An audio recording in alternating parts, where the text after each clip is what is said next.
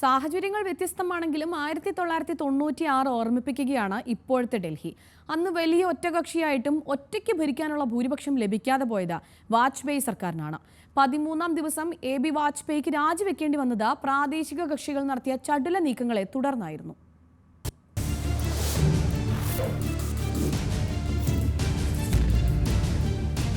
ഘടകകക്ഷികൾ കൂടി ഒപ്പം ചേരുമ്പോൾ 293 സീറ്റ്.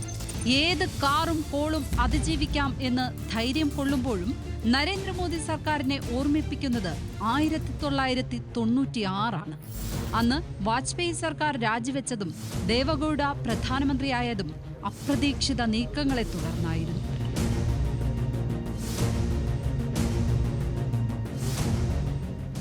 NDA യോഗത്തിനായി ഡൽഹിയിൽ വന്നിറങ്ങിയ അതേ ചന്ദ്രബാബു നായിഡുവാണ് 28 വർഷം മുമ്പ് ഈ ഇരിക്കുന്നത്. വാജ്പേയി സർക്കാരിനെ വീഴ്ത്താനുള്ള ചർച്ച ഡൽഹിയിലെ കർണാടക ഹൗസിൽ അങ്ങനെ ആരംഭിക്കുകയായിരുന്നു. അവിടേക്കെത്തിയത് ലാലു പ്രസാദ് യാദവ്.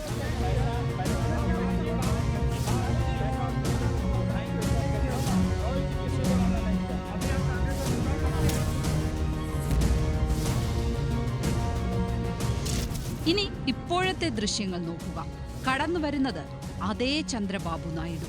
അന്ന് വന്ന ലാലു പ്രസാദ് യാദവിന്റെയും മുലായം സിംഗിന്റെയും മക്കളായ തേജസ്വിയും അഖിലേഷും സമാന്തരമായി വന്നെത്തുകയാണ്.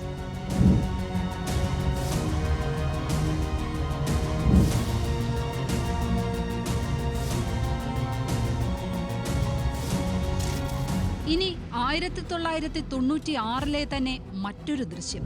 അന്നത്തെ പ്രധാന ശ്രദ്ധാകേന്ദ്രം ഡൽഹിയിലെ AK ഗോപാലൻ ഭവൻ. അവിടേക്ക് വന്നിറങ്ങുന്ന പശ്ചിമ ബംഗാൾ മുഖ്യമന്ത്രി ജ്യോതി ബസുവിനെ പിടിച്ചു നിർത്തി പടമെടുക്കുകയാണ് ഫോട്ടോഗ്രാഫർമാർ. ആ ചിത്രങ്ങൾക്ക് ബസു നിന്നുകൊടുക്കുകയും ചെയ്യുന്നു. ബസു മൂന്നാം മുന്നണിയുടെ പ്രധാനമന്ത്രി സ്ഥാനാർത്ഥിയാകും എന്ന അഭ്യൂഹങ്ങൾക്കിടെയായിരുന്നു ആ യോഗം. പിന്നാലെ അടച്ചിട്ട മുറിയിൽ കേന്ദ്ര committee.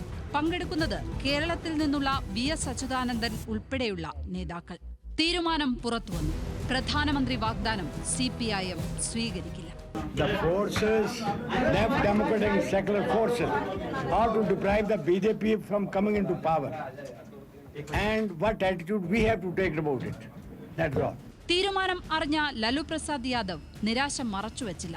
I hope the president will invite us to form the government at center.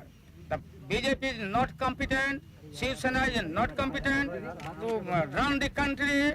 വീണ്ടും ശ്രദ്ധ കർണാടക ഹൗസിലേക്ക്. അവിടെ HD ദേവഗൌഡയ്ക്ക് അനുകൂലമായി തീരുമാനം.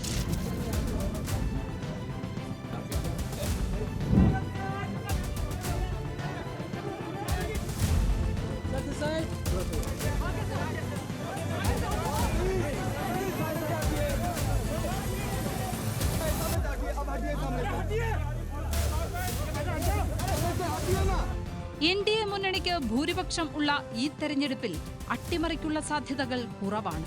പക്ഷേ 4 മാസത്തിനിടെ മാത്രം മുന്നണിയിൽ എത്തിയ നിതീഷ് കുമാറിന്റെയും ചന്ദ്രബാബു നായിഡുവിന്റെയും നീക്കങ്ങൾ ഇനിയുള്ള ദിവസങ്ങളിലും ശ്രദ്ധിക്കപ്പെടും. National desk, news Malayalam.